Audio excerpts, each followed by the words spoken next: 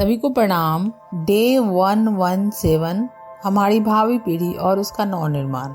हम लोग शीर्षक पढ़ रहे हैं कि बाल अपराध के क्या कारण है और उनका निवारण कैसे किया जा सकता है और उसमें हमारी क्या भूमिका है। अभी तक हम लोग ने पढ़ा कि बाल अपराध के पीछे क्या क्या कारण है, घरेलू कारण क्या है, व्यक्तिगत कारण क्या है, सामाजिक कारण क्या है। कोई भी बच्चा जन्म से महान नहीं जन्म लेता है, उसी तरह जन्मजात वो महान नहीं होता, उसी तरह वो अपराधी भी जन्मजात नहीं होता। कहीं ना कहीं उसे ऐसी सामाजिक वातावरण मिलते हैं जिससे बच्चे में एक कुसंस्कार पनपते हैं। उसी में आगे है, बढ़ते हुए बाल अपराध यह संकेत करते हैं कि भावी पीढ़ी का स्तर उज्जवल बनाने की आशा धूमिल होती जा रही है। ऐसा समुदाय बढ़ने की आशंका है जो स्वयं पतित स्तर में पड़ा रहे और अपने प्रभाव क्षेत्र में त्रास उत्पन्न करे। यह संभावना भयावह है। अनगर व्यक्तियों का समाज फलता फूलता नहीं, भले ही उसे कितनी ही सुविधा साधन उपलब्ध क्यों न हो।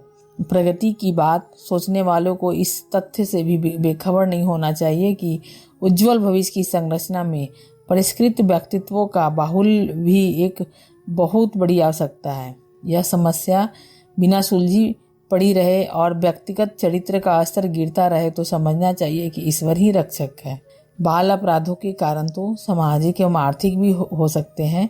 कुसंग और वातावरण को भी इस संदर्भ में उत्तरदायी ठहराया जा सकता है, पर सबसे बड़ी बात है उस पारिवारिक वातावरण का अनैतिक होना जिसमें बच्चा पलता है और जन्म के दिन से ही सीखना आरंभ कर देता है। विभिन्न विषयों की जानकारी होने या न होने के संबंध में स्कूली प्रशिक्षण को भी सुविधा को भी कारण माना जा सकता है, किंतु जहाँ तक बालकों के चरित्र और स्वभाव का संबंध है उस पर तो निश्चित रूप से पारिवारिक वातावरण की ही सबसे गहरी छाप रहती है। और हम सब जानते हैं कि बच्चा जो है उसका प्रथम पाठशाला उसका घर होता है, परिवार होता है। उसमें रहने वाले जो सदस्य और मेंबर्स होते हैं, उसके अभिभावक माँ बाप होते हैं, अध्यापक भी वही होते हैं। प्रथम शिक्षक भी माँ मानी जाती है। माँ जैसे निर्मात्री है, वैसे कहा जाता है कि जैसे वो जन्मदात्री वैसे ही निर्मात्री भी हो सकती है। बच्चा को वो जैसे चाहे वैसे गढ़ सकती है, लेकिन इसके लिए पहले क्या है, हमें चरित्रवान होना होगा। हमें जो शिक्षा बच्चों को देने जा रहे हैं पहले हमें उस शिक्षा के ढांचा में स्वयं ढलना होगा। तो ये इसमें कोई शक नहीं है कि पारिवारिक वातावरण का ही ज़्यादा उस पे जो छाप होती है बच्चे पे पड़ती है। और बच्चे किसी भी माँ बाप की, किसी भी परिवार की अनुकृति होते हैं। प्रायः हम सुनते हैं वह व्यक्ति इतना है क्योंकि उसने ऐसा है, क्योंकि उसके परिवार में इस स्तर के रहते थे, वो उस खानदान से है, उस वंशज से है। तो वो संस्कार जो है वो बच्चा पीढ़ी दर पीढ़ी वहन करते हुए उसको आगे वो भी बढ़ाता है। पारिवारिक वातावरण का तो प्रभाव पड़ता ही है। सुसंस्कृत परिवारों के बीच बालकों के व्यक्तित्व के विकास की बहुत कुछ संभावना रहती है। वे जो देखते हैं वही सीखते और समझते हैं और वैसा ही अनुकरण करने लगते हैं। जब उन्हें परिवार में ओछा दृष्टिकोण और अवांछनीय प्रचलन कार्यान्वित होता दिखता है तो वे उसी को सहज स्वभाव एवं उपयोगी मान बैठते हैं। बालक आमतौर से बड़ों की ही नकल करते हैं। यह नकल क्रियापरक ही नहीं, दृष्टिकोण, स्वभाव, चरित्र एवं व्यक्तित्व भी उसी प्रवाह में बहने लगता है। बालक कोरे कागज की तरह होते हैं। उन्हें क्या बनना है इसको जाने अनजान में अभिभावक ही बनाते हैं। बच्चे तो सही है, कोरे कागज होते हैं, वो गीली मिट्टी की तरह होते हैं। हम उनको जैसे सांचे में ढालना चाहते हैं वो ढलता चला जाता है। तो बिल्कुल हम अपने बच्चे को बनाने और बिगाड़ने के पीछे हमारी महत्वपूर्ण भूमिका होती है। इसलिए भावी पीढ़ी जो होते हैं उनका नव निर्माण की उत्तरदायित्व और जिम्मेदारी हमारे ऊपर होते हैं। हम अभिभावक के रूप में उनको हम कैसा बनाना चाहते हैं ऐसा फिगर अपने मन में रखते हैं और उस हिसाब से अपने आचरण और व्यवहार को खुद वैसे प्रवृत्त करते चले जाते हैं। तो हमें अपने बच्चों को बताने और सिखाने की ज़रूरत बहुत कम ही पड़ती है, क्योंकि वो हमारे पास ही हमारे साथ ही ज़्यादा से ज़्यादा समय बिताते हैं। तो हमारा वो अनुकरण करते चले जाते हैं, क्योंकि वो गीली मिट्टी की तरह होते हैं। तो अपने परिवार के वातावरण का उसको जो छाप मिलता है उसी के अनुसार वो बच्चे के जो प्रकृति जो है बदलते चली जाती है। इन दिनों बच्चों का उत्पादन एक खिलवाड़ बन गया है। बाजार से मनोरंजन के लिए खिलौने खरीद लाना और नापसंद होने पर उसे कूड़े करकट में फेंक देना एक बात है और बच्चे को उत्पन्न करना दूसरी। उनसे घर की शोभा बढ़ती है, चहल पहल रहती है, और मन बहलता है। यह आशा भी रहती है कि बड़े होने पर वे सहायक सिद्ध होंगे, विकसित करने के बदले श्रेय सम्मान मिलने जैसा गौरव प्रदान करेंगे। पर साथ ही यह भी एक तथ्य है कि यदि उनका व्यक्तित्व अवांछनीय स्तर का बन पड़ा तो वे स्वयं दुखी रहने, सामाजिक विग्रह खड़ा करने के लिए सबसे अधिक कष्टकारक अभिभावकों के लिए ही बनेंगे, क्योंकि उनकी चित्र विचित्र आदतों और आवश्यकताओं की पूर्ति का सबसे अधिक दबाव उन्हीं पर रहता है। अगर हमारा बच्चे में कोई दोष है तो हम सबसे पहले मानसिक, शारीरिक, आर्थिक, पारिवारिक, जैसे भी हो, सामाजिक, सब जो भी उस पर दबाव होते हैं, जो भी उसके सामने उससे जो उभर कर उसकी आदतों के कारण आते हैं, उसके अपराधी प्रवृत्तियों के कारण आते हैं, सबसे पहले उसकी लांछन या उसका दुष्प्रभाव हमारे ऊपर ही पड़ते हैं, क्योंकि वो हमसे सबसे गहरा हमारा संबंध उससे होता है। तो इसलिए किसी भी प्रकार की उसकी छाया पड़ती है समाज में, चाहे वो कि बुरी आदतों के रूप में हो, उसके अपराधी प्रवृत्तियों के रूप में हो, या अच्छे कोई भी उसके उपलब्धियों के रूप में हो, तो उसका सारा, जब हम अच्छी उपलब्धियों के श्रेय उसके माँ बाप को जाते हैं, उसके परिवार वालों को जाते हैं, उसके वंशजों को जाते हैं, उसके खानदानों को जाते हैं, तो फिर बुरे प्रवृत्तियों के भी जो दुष्परिणाम होते हैं उसका भी वो भुक्तभोगी कौन होंगे?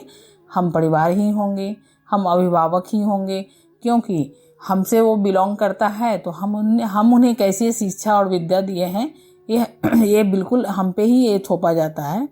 तो इसीलिए सबसे ज़्यादा दबाव या सबसे कष्टकारक जो भी प्रभाव है हम पे ही पड़ता है, बच्चे की जो भी प्रवृत्ति हो उसके हिसाब से। अब इसी में आगे है, बच्चे जिन्हें जन्मे ही हो वो इस बात की जिम्मेदारी समझे कि उन्हें केवल उनका भरण पोषण ही नहीं वरन स्वभाव और चरित्र के रूप में उपयोगी अनुदान भी प्रदान करना है।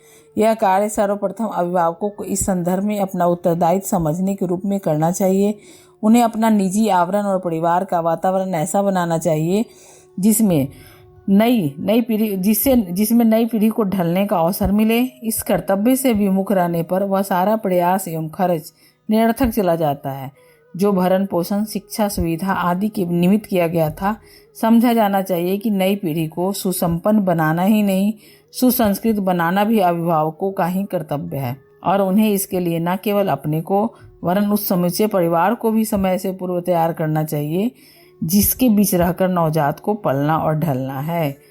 ये ऐसा नहीं है कि अगर परिवार में बच्चा रह रहा है तो उसको सिर्फ माँ बाप की ही वो जिम्मेदारी है, बल्कि परिवार के अन्य सदस्य भी हैं जिनके बीच में बच्चा पलता बढ़ता है, उनका भी एक कर्तव्य बनता है कि उनका भरण पोषण ऐसा ना किया जाए कि वो सिर्फ सुसंपन्न बने, बल्कि सुसंपन्न से ज़्यादा वो सुसंस्कृत बने, ये हम ख्याल रखें।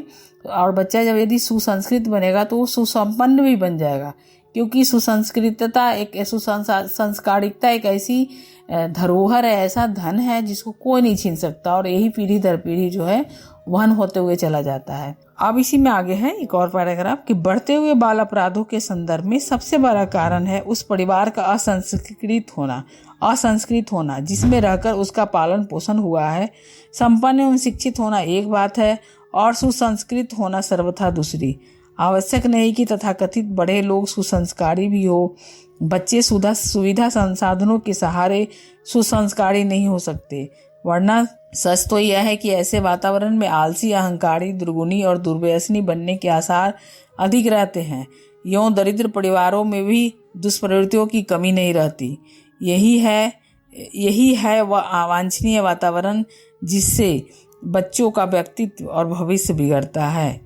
यहाँ पर बताया जा रहा है कि यदि सबसे बड़ा जो कारण है वह है परिवार का असंस्कृत होना जिसमें रहकर बच्चा पलता बढ़ता है। यदि संपन्न और शिक्षित होना एक अलग बात है और सुसंस्कृत होना अलग बात है। अगर हम सोचते हैं कि हम बच्चों को तमाम सुविधाएं दे दें, साधन दे दें, जितने भी भौतिक उनकी ज़रूरतें हैं पूरी कर दें, और उनको हम नैतिकता नहीं सिखाएं, सुव्यवस्था नहीं सिखाएं, स्वच्छता नहीं सिखाएं, उनको नैतिकता नहीं सिखाएं, तो हम यहाँ अपने बच्चों को कुछ भी नहीं दे रहे हैं, क्योंकि जिन चीज़ों को हम उनको उपलब्ध करा रहे हैं वो कभी भी खत्म हो सकता है, कभी भी नष्ट हो सकता है।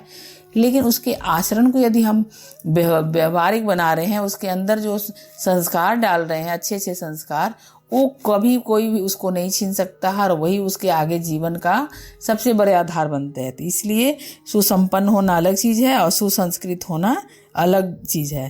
तो इसलिए हम बच्चे को सुसंपन्न बनाए या ना बनाए, लेकिन सुसंस्कारी ज़रूर बनाए, क्योंकि बच्चे सुविधा साधनों के सहारे सुसंस्कारी नहीं हो सकते। उनके लिए हमें उनको समय देना होता है, उन्हें मनोवैज्ञानिक ढंग से समझना होता है, उनको नैतिकता सिखानी होती है, उनको ऐसे वातावरण देना होता है जहाँ हम पहले जो बोल रहे हैं उसके अनुसार खुद जीवन जी रहे हो। तो ऐसा नहीं है कि जो सुसंपन्न होते हैं वो सुसंस्कारी ही होते हैं। दुष्प्रवृत्तियाँ तो दरिद्र परिवारों में भी देखी जा सकती है। तो इसलिए यही है अवांछनीय वातावरण कि हम सोचते हैं कि आज की भौतिकवादी दुनिया में हम सभी भौतिक उपलब्धियों को हासिल कर लिए तो हम बच्चे को भी सुसंस्कारी बना लेते। हमारी भूल है। इसलिए हम अपने बच्चे को इस चकाचौंध की दुनिया में कोशिश क्या भरपूर कोशिश करें और हम अपना उत्तरदायित्व समझें इसको कि ये हमारा उत्तरदायित्व है, ये हमारा नैतिक, प्राकृतिक, सामाजिक, राष्ट्रीय, वैश्विक हर तरह का ये कर्तव्य है कि हम अपने बच्चे को सुसंस्कृत बनाएं, उनका नव निर्माण करें, क्योंकि हम नौनिहालों का जन्म देना ही हमारा कर्तव्य नहीं है, बल्कि उनको एक तरह से सुसंस्कृत बनाना सबसे बड़ा कर्तव्य है। सभी को धन्यवाद।